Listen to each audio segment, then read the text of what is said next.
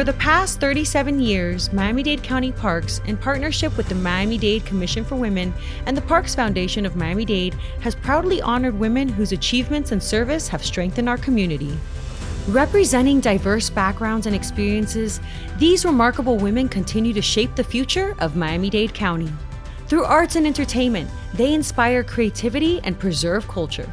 We are a mix of these incredible things that Miami allows, of diversity and joy and opportunity. And I want my children to grow proud of their home. I want them to be proud of Miami. And you cannot love what you don't know. So it's really important that our community knows the story of this place we call home. We have more than 54% of us that have come from another country. Many are transplanted from other places in the US.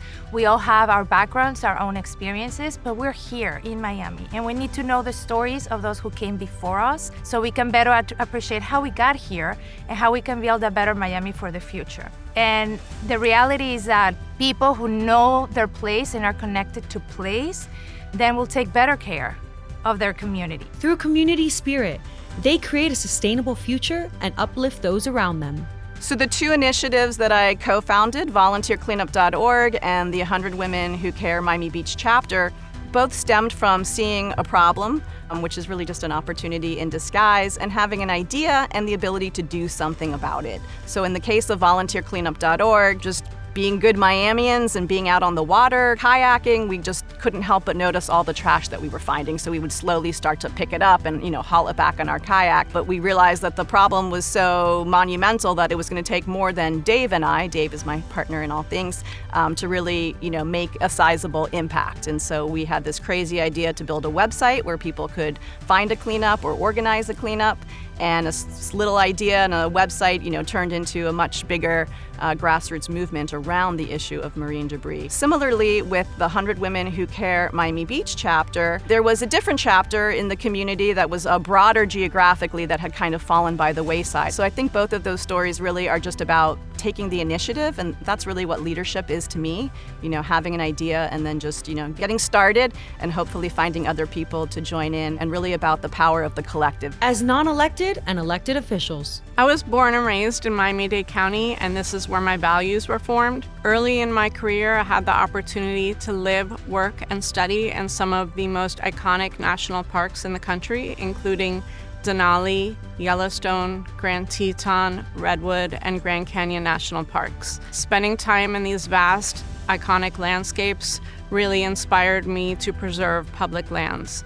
A defining moment for me was passing through the Roosevelt Arch at the north gate of Yellowstone National Park, which is inscribed with the words, "For the benefit and enjoyment of the people."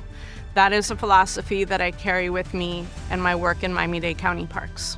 To me, true public service and truly serving our community means reaching people exactly where they are, meeting people where they are. So Knocking with Natalie was an initiative that we launched to be able to come to those residents who have mobility issues or disability issues and they can't come to our office or they can't reach us via the phone. We get to them and we have an easier way of resolving their issues and meeting them exactly where they are, because they deserve that as well. Texting to the office enables us to have a pulse on our community and to have a real-time response to residents. We know how busy life gets, and now with technology, we are able to assess an issue in our community, receive a photo or a complaint from a resident and respond to them in real time and get their issues resolved right away. For me, everything begins and ends with our residents, with our people. And as mayor's pioneers, they lead with vision, crafting solutions that benefit both today's residents and future generations. I'd like to start by just recognizing the outstanding professionals that I work with on a daily basis at the County Attorney's Office. I am privileged and honored to work with some of the most exceptional attorneys. Their talent is unmatched, and such a great group of dedicated professionals. They, along with the employees of Miami-Dade County, I would say, are truly the unsung heroes of this community. At the County Attorney's Office, our responsibility is to provide sound legal advice while recognizing the direct impact our legal decisions have on our community. And we always strive to do what we believe is in the best interest of the residents of Miami-Dade County. I define success by people being authentically who they are, following their passion, recognizing their purpose, For me, I realized early on that financial literacy and teaching financial literacy was my purpose. And so I get up every day excited. I feel like I haven't worked a day in my life. I gain wealth, wisdom, and happiness by just doing what I do because I love it. Wayne Knight Bank is the largest Black-owned bank in the country. And we are also a digital bank. We have customers, in fact, 90% of our customers come to us online, and they are located in all 50 states. And so to that focus on technology, we're about to introduce an AI service called Wise One that's going to help people learn financial literacy. That all came out of appreciating technology, which is what I got from American Express. In business and economics, their dedication and perseverance fuel innovation and opportunity. In business, I think I'm really proud of relaunching the business incentive program, really targeting not only those that want to move here from other places, but the local community, and bringing back our small businesses has been really important for me as a leader and for the team. We opened up a permit clinic. We've helped over 1,000 businesses open their doors and get CUs to be able to operate within under a year. And I'm most proud of our reintegration program. It's called the Downtown Enhancement Team. We give formerly homeless individuals jobs to clean the streets of downtown, to remove graffiti, and we have about 70 employees in that program. In sports and athletics, they mentor, guide, and leave a lasting impression on the community. What inspired me to create the FitCrest initiative is it's an initiative to encourage people out of social isolation. It really came out of COVID when people were staying in more, and we wanted to encourage people to stay active mentally, physical health, whatever we can do. We were doing social media challenges, we were doing incentives, and it was just a way of connecting with the community. And we carry it on now. We partner with local businesses, and it's really, FitCrest really means taking small steps every day for your health, whether that means running a mile, whether that means going to the gym, whether that means walking around the park, putting your phone down for 30 minutes, whatever FitCrest means to you. And in education, health, and innovation, they pursue sustainable, forward-thinking solutions that protect and strengthen our shared resources. What interested me in medicine was obviously the ability to impact the lives of so many people. And what interested me in medical education was two things. I think I got a lot of teaching awards early on, so I recognized the joy in helping others learn.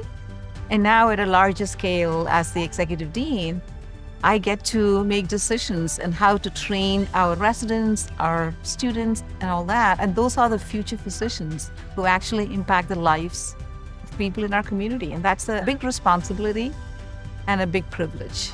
Beyond their professional accomplishments, these women share a deep connection to the outdoors. Whether they're enjoying the neighborhood park with their children, I have so many childhood memories in parks, and now as an adult, taking my daughter to the parks, to the playgrounds, they mean so much to me. It's a safe space to play, to meditate, to have fun, to enjoy physical exercise, try and work on your mental health, spending time with family. A park that I visit frequently right now with my daughter is Sugarwood Park. It's a park nearby my house, and she has a blast playing on the playground, walking or running around the track, trying to play basketball even though she can't reach the rims. Creating core memories.